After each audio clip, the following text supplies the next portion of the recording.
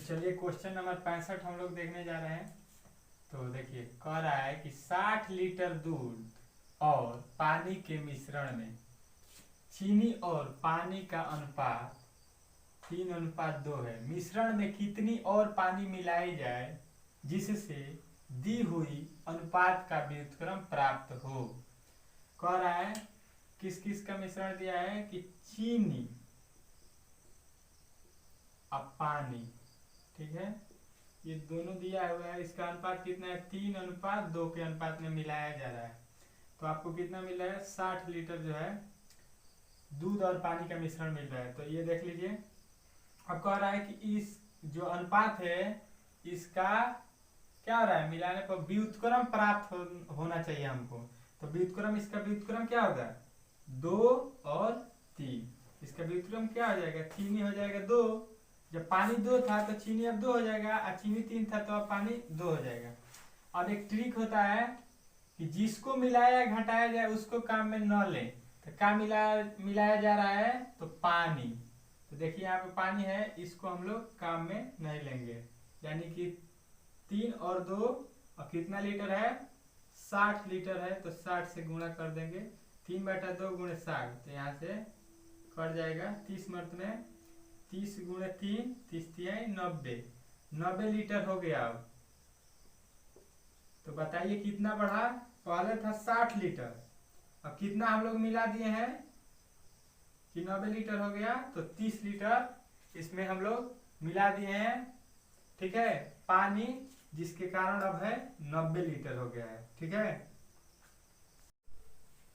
तो चलिए question number ये आपका 66 है, इसको अब हम लोग हल कर रहे हैं।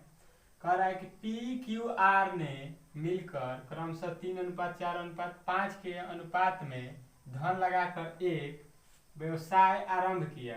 6 महीने बाद आर ने अपने द्वारा लगाई गई धनराशि का आधा, यही आपको ध्यान देना है, आधा भाग निकाल लेता है। यदि पी द्वारा लगाई गई धनराशि 27,000 रुपया थी और वर्ष के अंत में मुनाफा 43,000 रुपया था, तो उस लाभ में पी और क्यू के बीच हिस्सों का अंतर बताएं। तो सबसे पहले देख लीजिए, पहला क्या है, पी, फिर क्यू, फिर आर। 3 हिस्सा में हमको बांटना है। पहला कितना रुपया निवेश कर रहा है, 3, फिर 4, फिर 5 रुपये निवेश कर रहा है, मान लेते हैं हम लोग। अब कह रहा है कि ये जो है 1 साल के लिए लगाया, तो 1 साल में कितना महीना होता है, 12, तो इसीलिए 12 से गुणा कर देंगे।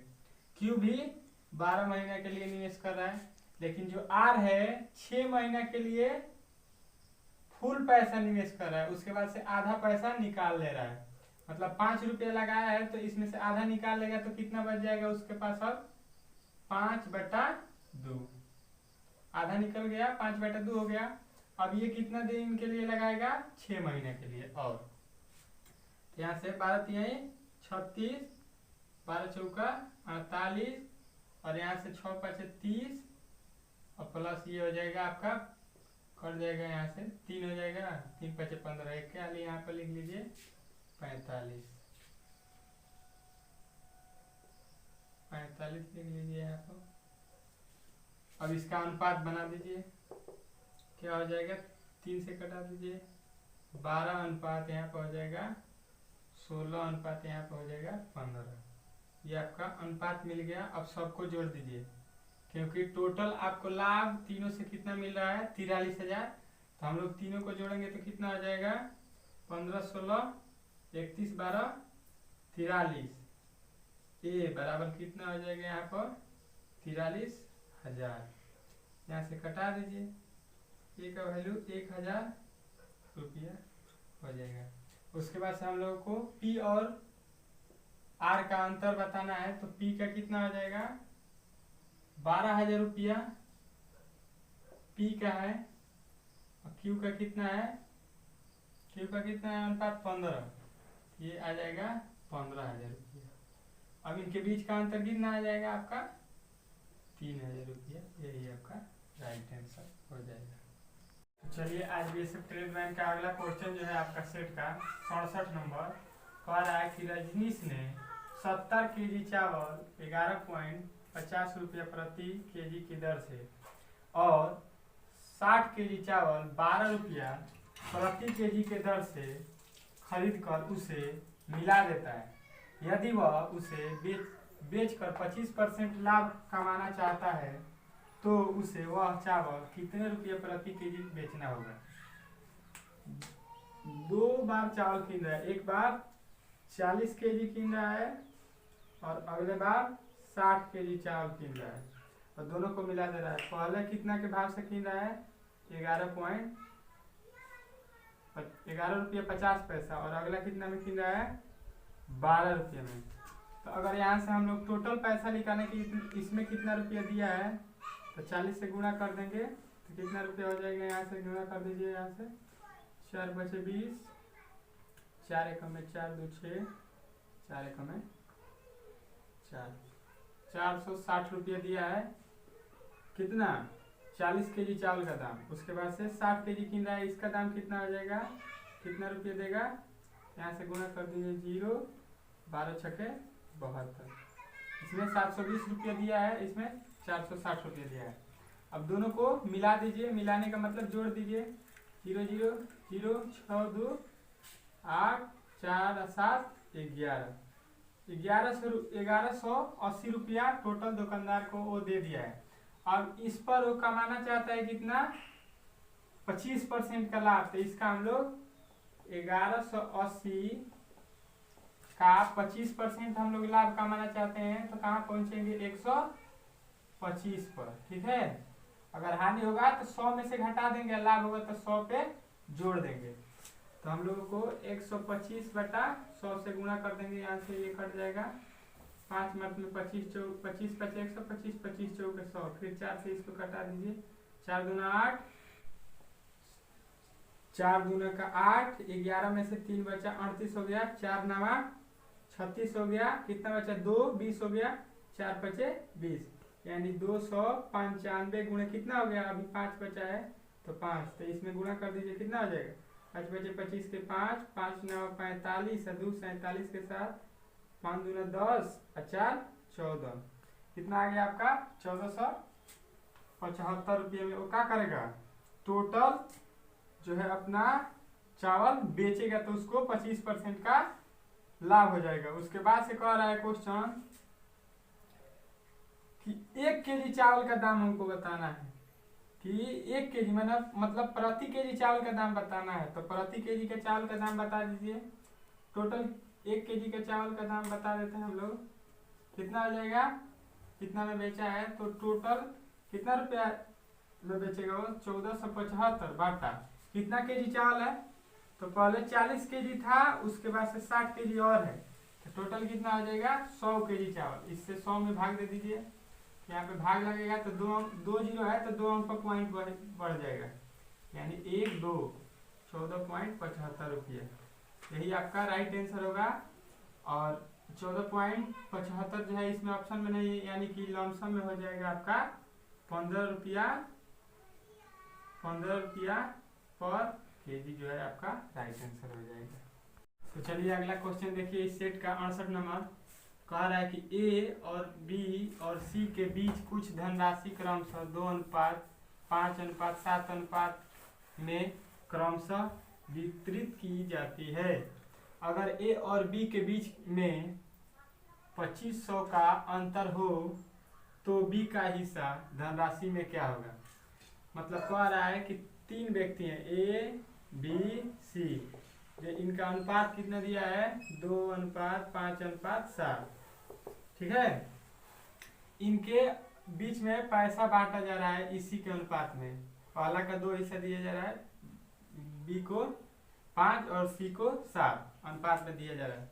तो कह रहा है ए और सी, तो ए ये है और सी ये है, अंतर मतलब क्या होता है घटाव, तो इसका अंतर कितना हो जाएगा 2 और 5 के बीच का अंतर, 2 और 7 के बीच का अंतर 5, ठीक है। हम लोग कह रहे हैं 5, लेकिन ये कह रहा है कितना का अंतर है 2500 का, तो हम लोग यहाँ पर इसके बराबर में कितने रखेंगे 2500, यहाँ से ए का वैल्यू निकाल देंगे तो 2500 बटा 5 कट के आ जाएगा आपका 500, ठीक है। अब कह रहा है बी का हिस्सा, तो बी का हिस्सा यहाँ से देख लीजिए कितना है, बी का हिस्सा यहाँ पर 5, और उसके बाद से यहाँ पर ए है। अनुपात का मतलब होता है ए, तो सारे में ए लगा हुआ है, तो 5a बराबर क्या हो जाएगा, 5 गुणे ए का वैल्यू कितना है ऐसे 500 रुपया। तो 5 में 5 से गुणा करेंगे तो कितना आ जाएगा 2500 रुपया जो है आपका बी का इसमें हिस्सा मिलेगा। तो चलिए क्वेश्चन नंबर 69 देखिए, कह रहा है कि एक कक्षा में 24 छात्रों के औसत अंक 25 है, टोटल का औसत अंक 25 है। उसके बाद से देखिए उस कक्षा के लड़कों के औसत अंक 20, लड़कों का औसत अंक 20 और लड़कियों की औसत अंक 30 है। तो कक्षा में लड़कों और लड़कियों की संख्या का अनुपात देखिए, एक से कम या एक से अधिक, 20 और 30 के बीच में जब औसत आता है दोनों का मिक्स, तो ये होता है मिश्रण का नियम।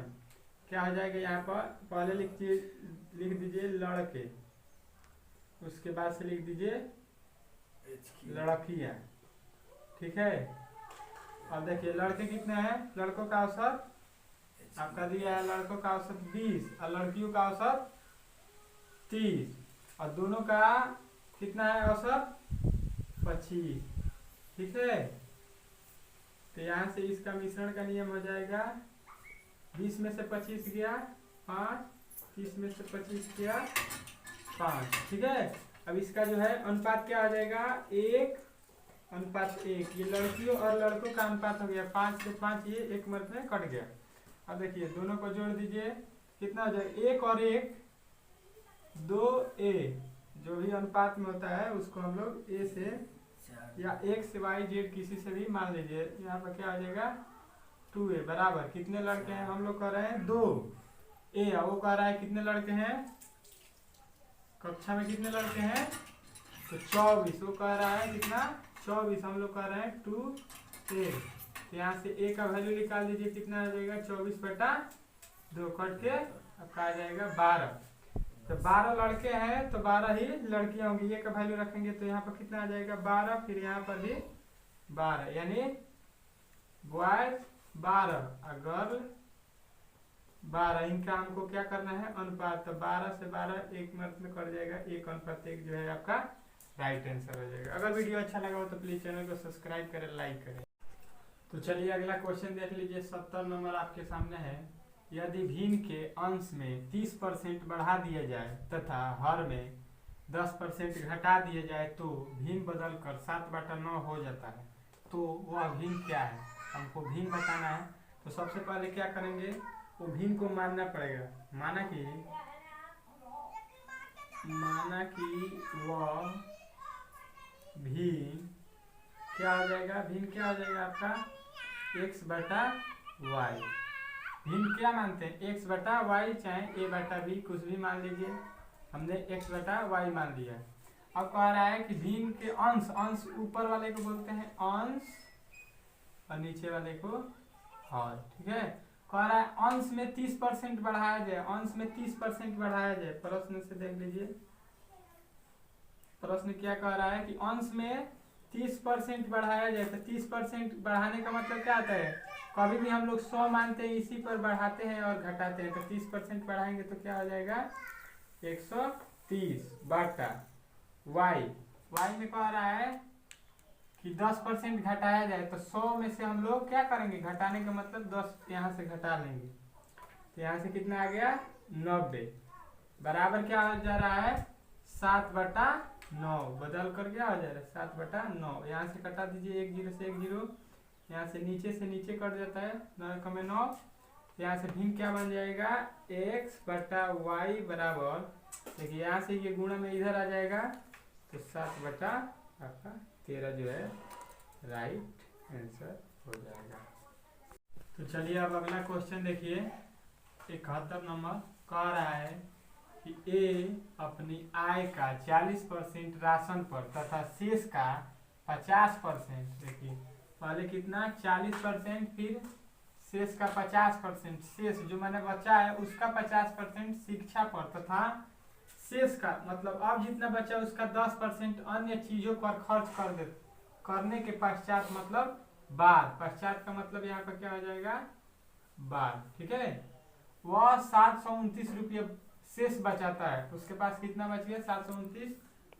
तो ए की आमदनी क्या है, मतलब ए के पास कितना रुपया है, मतलब आय उसकी कितनी है, एक कितना रुपया कमाता है, यही हमको बताना है। तो सबसे पहले देखिए, किसी का भी आय कितना होता है? 100। मान लिया गया कि 100 आय है, तो उसका क्या 40% हमको खर्च कर देना है। 40% यहाँ से हम लोग खर्च कर दीजिए।